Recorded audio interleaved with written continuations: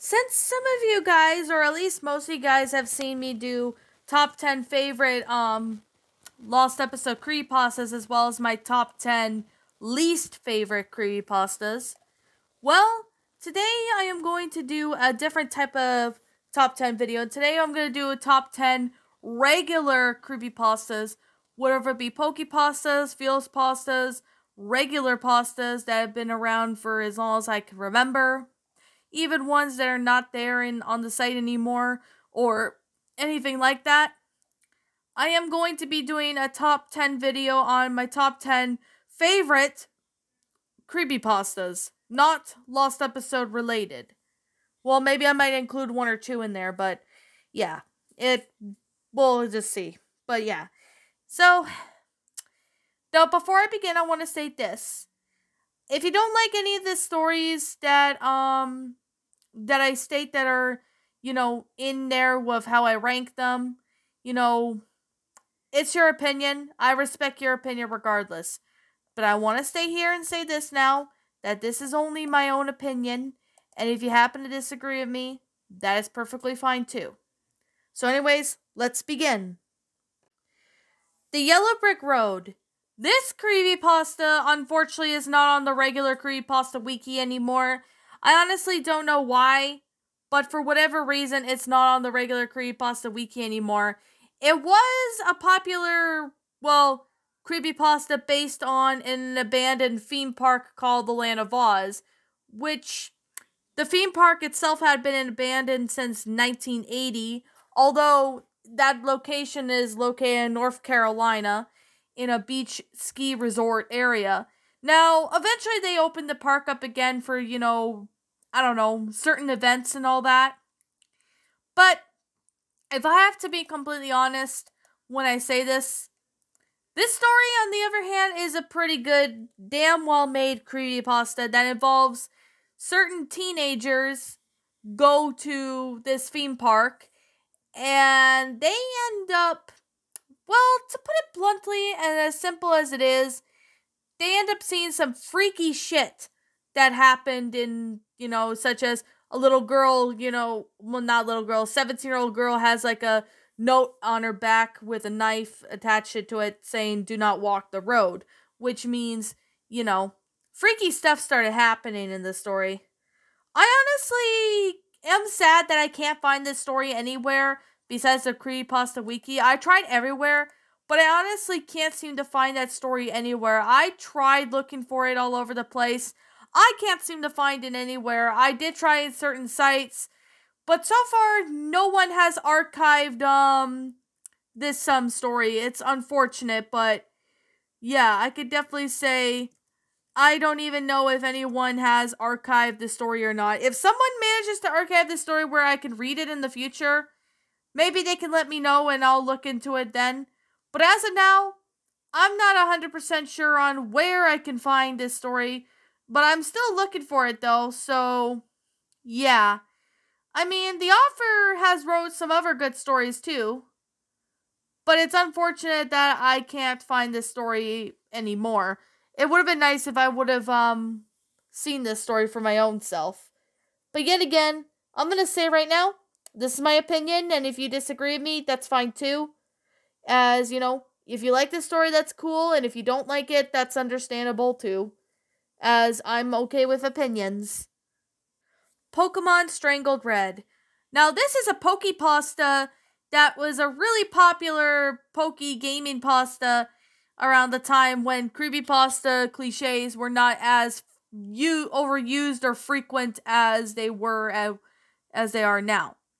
So, the story basically involves the protagonist playing a bootlegged version of Pokemon Red, aka Pokemon Strangled Red, where basically it involves this character the protagonist is playing as named Steven, who turns out to be like a freaky, insane type of guy after his Charizard Mickey dies. It's a very good and well-made creepypasta that is Pokemon related. Definitely a scary one. I'm definitely gonna guarantee you that right here, right now, that it's a very, very messed up one, but is also a scary one at that.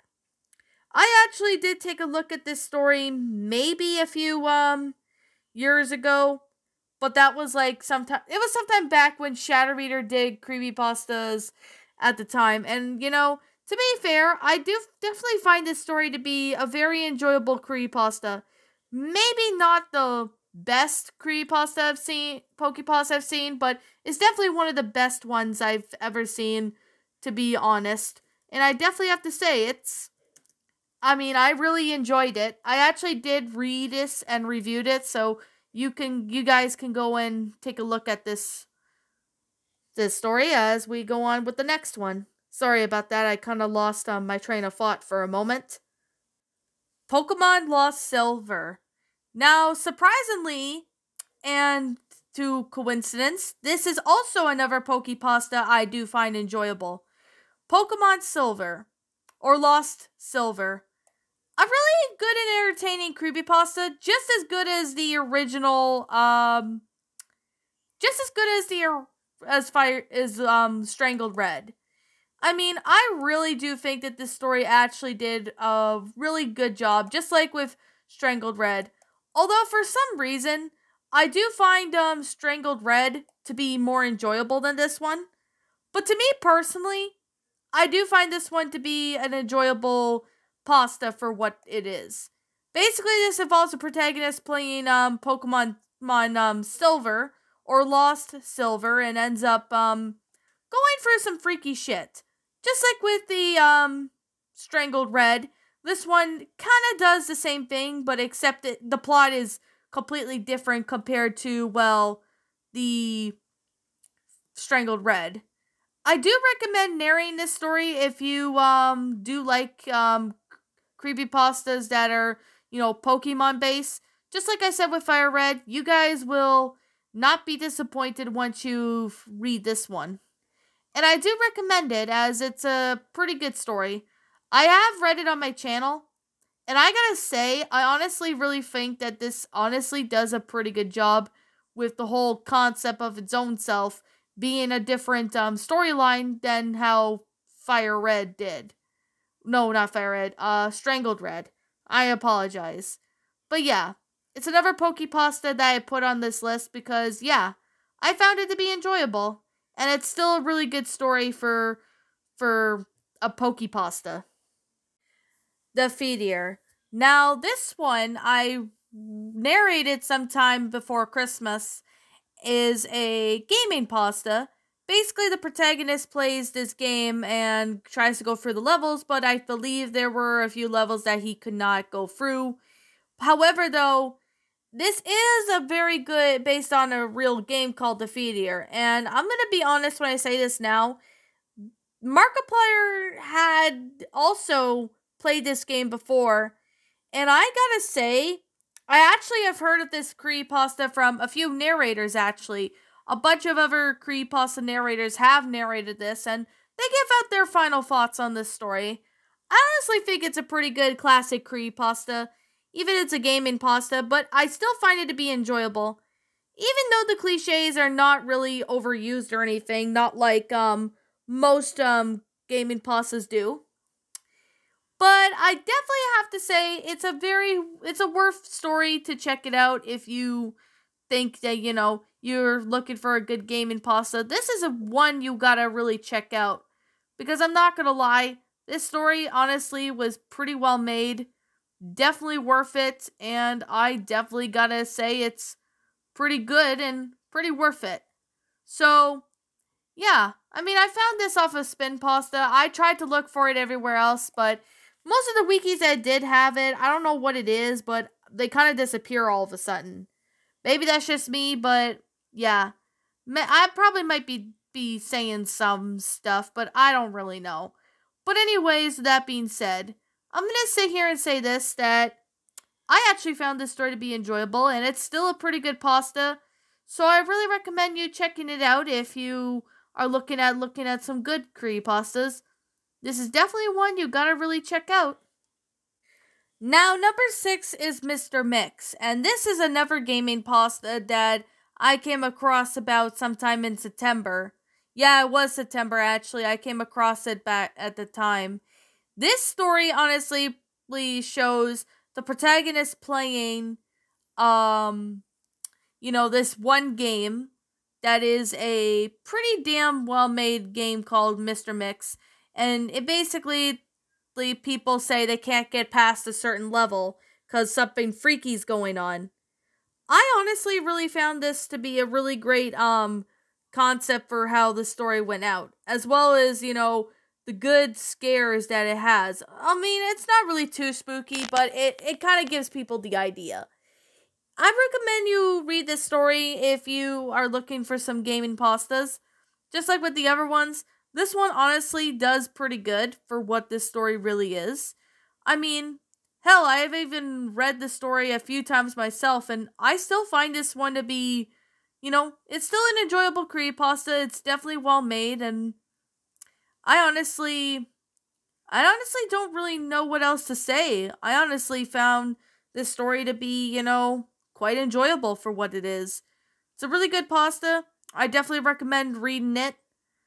But yeah, I mean, it's freaky and all, and I'm not gonna lie, it's definitely one of the good stories out there. Now, number 5 on this list I have is the Rugrats Fury. Now, it's been almost a year since I narrated this story, and I narrated this back in 2021. But the fury of the Rugrats of its own self, involving Angelica and, certain other characters of Rugrats, it's pretty accurate to, what the characters are, especially with their personalities and especially with how they acted. It's actually a really well-made story. I remember coming across this fury a few months ago, well, not months ago, but a few years ago. I think it must have been in 2017, when I was just starting to get into creepypastas at the time. And this was around the time that Andal was narrating them at the time. And by the way, he is back into narrating them from what I've been told. And I mean, I haven't watched him in a while, so yeah. This story, on the other hand, I have to say it's a good fury of the Rugrats. Although I haven't watched the show in quite a long time, it's still worthy to read. So I definitely would recommend checking this story out. Now, number 4 really does have to come on the list. Now, this story was written by one of my fans called The Dark Cat, and most of you guys should know who he is. I've read a few of his stories in the past, and I mean, most of his content and stories I have read are pretty good, actually.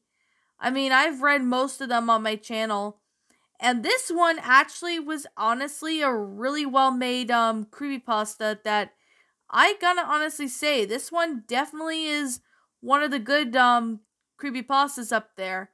And I mean, most of them I found on GeoShare Wiki, or they're on, other sites. And this story, I'm definitely have to say, was kid versus cat split personality. Now, I know I did say I didn't really want to include Lost Episode pastas in there, but this one I'm going to make it as an exception.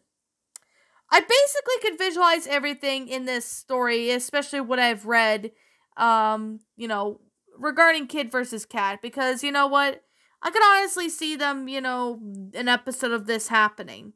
Basically, this kid has, one, gets, all angry because his cat alien thing, goes after him or something.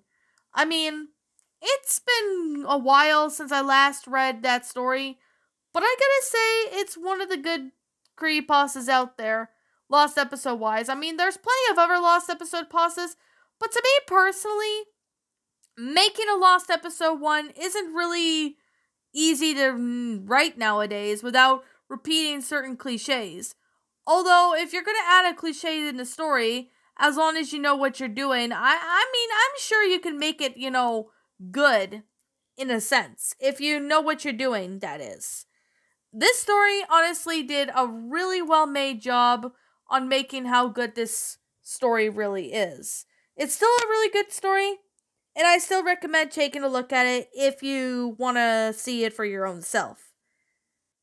Franklin is Lost alternative ending. This is another creepypasta or Lost Episode alternative ending pasta, which involves Fox and Franklin, getting lost in the woods, And it does have a really messed up plot twist. Basically, what happened is Fox eats Franklin in there, and Franklin's the only one who dies, and Fox is the one who lives. I mean, to be completely fair, when I read this story, I honestly could visualize that being the case. I mean, especially with how messed up, the concept of, Franklin is lost alternative ending creepypasta is. I honestly was really very, to put it bluntly, I was honestly very surprising and shocked when I saw how good this story is. It's a really good pasta, and the author of this story does a very good job of the story. He goes by Lincolns Are God's Gift to Furries, aka Madavaral or something. I don't pronounce his name correctly. But yeah, it's a pretty good story. It's a good Franklin creepypasta. I did find a few of them, but they were cliched. But this one, honestly, was not really cliched. There was some blood, but that actually played a really good part in the story. So that I would have to